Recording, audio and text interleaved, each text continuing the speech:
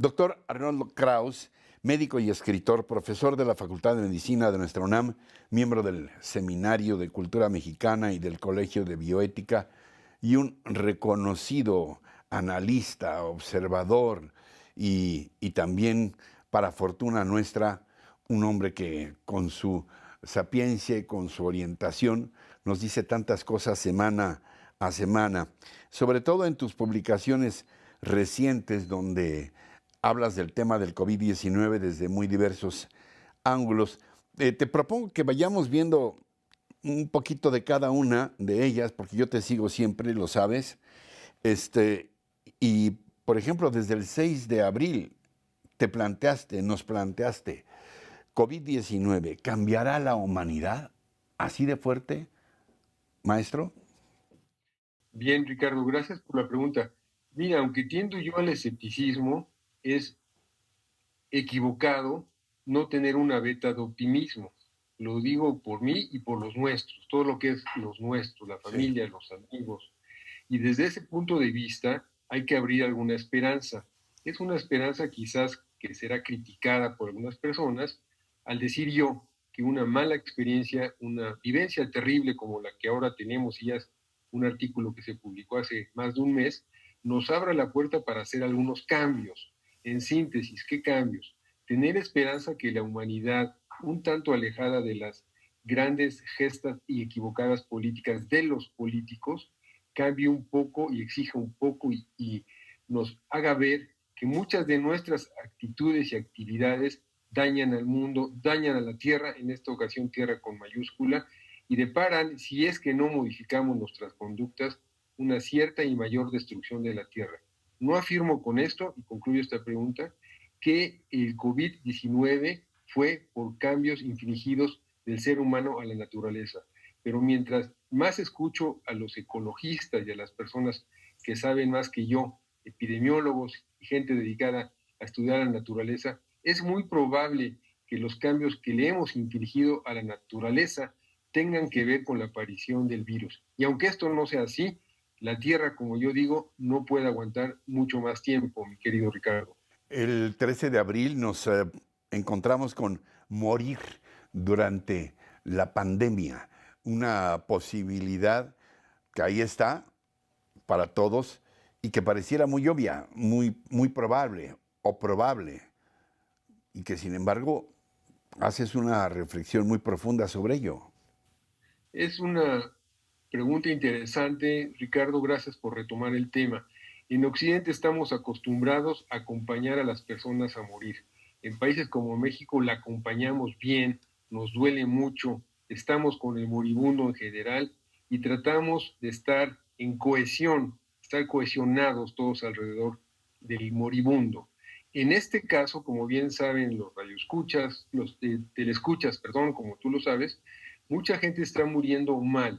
Digo que hay muertes que duran 2 o 3 veces o que suceden 2 o 3 veces, como lo primero que leímos en Bérgamo, Italia, donde ya estaban llenos los incineradores, ya no había cómo incinerar a la gente, tenían que irse en los camiones verdes del ejército italiano a pueblos vecinos a Bérgamo para que ahí los incineren. Es decir, la primera muerte la acompañó un poco la familia, llevaron al cadáver a otro lugar y trajeron las cenizas. Eso no ha sucedido hasta donde yo sé Ah, en la historia reciente de la humanidad y nos habla de el dolor que está sucediendo ahí. La otra cosa, Ricardo, que es importante, las personas que están internadas en terapia intensiva, dada la naturaleza del problema y la gravedad del problema y la imposibilidad de ofrecer a los familiares que estén junto con la persona que además sí. seguramente está intubada, pues se están muriendo solos, no están muriendo con lo que yo digo, con la presencia familiar. En ocasiones los acompañan por medio de una tableta móvil para que los vean, pero en ocasiones no, mueren solos. Morir solo es un tema muy triste, Ricardo. Sí, una semana después nos vuelves a conmover con dos palabras, ser testigos, ser testigos. Sí, Ricardo, es un tema que me importa mucho. Quizás yo como hijo de superviviente de judíos de la Segunda Guerra Mundial, donde perdieron mis padres y por ende yo también a toda la familia, considero que la voz del testigo en sociedades tan enfermas como la que ahora tenemos es imprescindible. Los testigos somos todos nosotros los que estamos ahora viendo lo que sucede con el coronavirus, viendo cómo destroza, siendo testigos de muchas incapacidades humanas y de un pasado que nos ha conducido a este problema tan terrible. El ser testigo, Ricardo, concluyo, te confiere a ti una cierta responsabilidad. La responsabilidad es hablar al respecto y no permitir que esto vuelva a suceder. Quizás palabras un tanto enamoradas, un tanto intentando que la sociedad se conmueva, que sepa que hay maneras de parar lo que no nos gusta. El coronavirus no lo creó el ser humano, no lo creo, no soy de teorías contestatarias, pero alrededor del coronavirus, antes, ahora y después, habrá mucho que hacer. Y por eso son los testigos. Con los testigos, alguna gente ha entrado a la cárcel. Me gustaría que los testigos tengan más poder.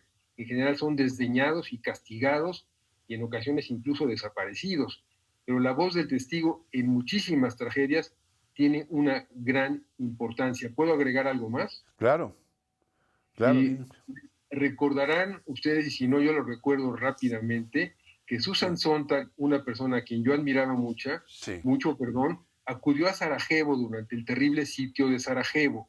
Y en Sarajevo lo que hizo Susan Sontag, aparte de reclamarle a las grandes potencias del mundo su silencio ante la matanza de los yugoslavos, donde murieron 12,000 personas por lo menos y 50,000 fueron heridas, fue a representar una obra que se llama Esperando a Godot. Godot era un personaje a quien aguardaban dos vagabundos y que nunca llegó. No sabemos bien quién era Godot, pero Godot les iba a ayudar a estas personas a corregir su vida. Por eso fue Sontag a Sarajevo. Hizo la obra con velas, con un teatro muy pequeño, sin recursos, casi sin agua, tenían que quemar árboles para tener un poco de calor, para decirle a la humanidad, se decía que durante la matanza de armenios, judíos, gitanos, homosexuales, el mundo no sabía, ahora sí sabemos, decía Sontag. Vine a significar esta obra esperando a Godot para ver si llega Godot. Godot podría ser Dios o Godot podría ser las grandes potencias que mantuvieron silencio y permitieron la muerte de tanta gente.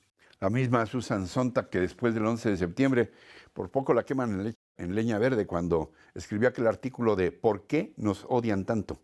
Una sola pregunta, ¿no? Hablando del odio racial, demoledora, claro, una pregunta demoledora. Religioso.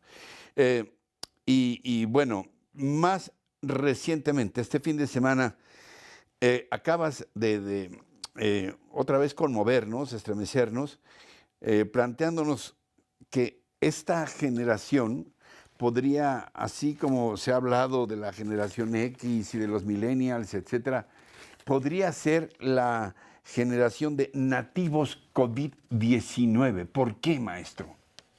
Ricardo, como bien dices, hay muchas generaciones que se han ido, de las cuales ha ido escribiendo conforme ha pasado el tiempo. Esto que ahora vivimos no tiene parangón. Tener a los hijos en casa, pequeños, medianos, ya con la conciencia de lo que están viendo, ya teniendo elementos suficientes que están encerrados por razones que no comprenden. Ya con sus cubrebocas, los chiquitos. Los chiquitos con cubrebocas y los chiquitos, Ricardo, de 3, 4 años, comprenden perfectamente lo que está sucediendo y no se acercan casi a la gente, no se acercan a sus familiares que van a visitarlos de lejos porque no se puede de cerca, están teniendo unas vivencias que no habíamos conocido. ¿Esto los marcará? Pregunto. Sí, claro que los marcará. Hay varios aspectos de cómo los marcará. En las familias con recursos es una situación, en las familias sin recursos es otra situación. De nuevo, me gusta politizar un poco lo que digo, ¿no? Las familias sin recursos tienen un problema muy grave, muy grave. Y en México tenemos 60 millones de familias sin recursos. El problema grave se llama la supervivencia. Y el apellido de la supervivencia es que 5, 6 o 7 personas conviven en un cuarto muy pequeño. Y los pequeños son testigos de algo que no entienden bien.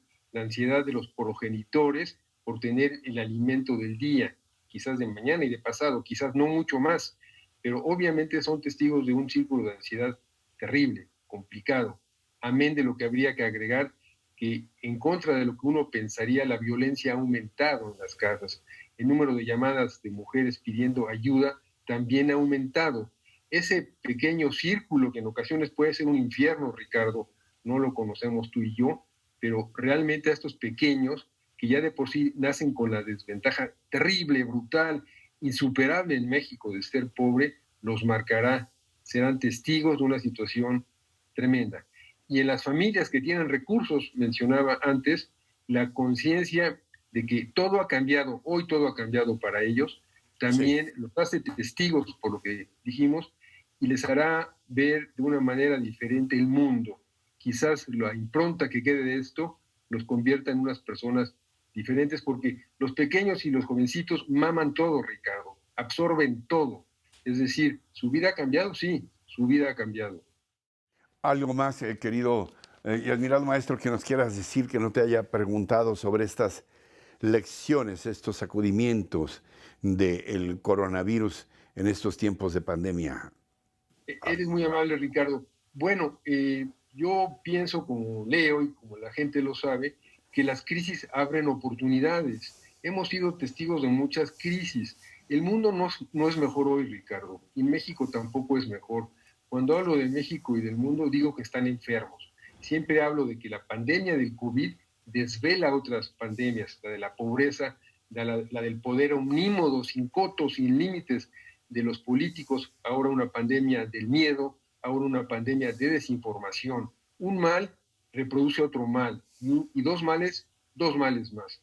Lo que yo quisiera pensar es que, aunque sea otra vez un poquito motivo de críticas, es que este suceso tan grave nos permita reconstruir al mundo, sanarlo un poco. Y no lo digo con la voz del médico que soy, sino lo digo tratando de sembrar un poco de esperanza.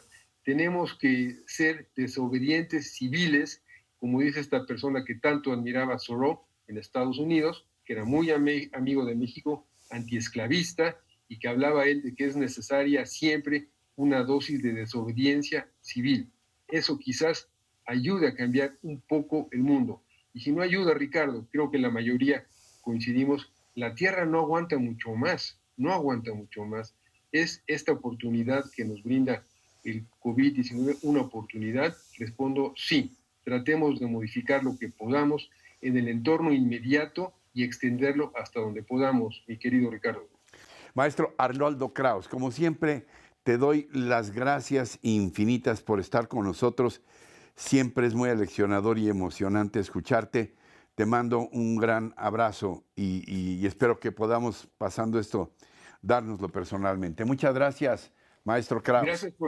Gracias, Ricardo, por la deferencia a ti y a tus compañeros. Muchas gracias. Gracias de nuevo al maestro Arnoldo Kraus y gracias también a ustedes por su atención, por su compañía. Los espero la próxima semana. Hasta entonces, hasta siempre.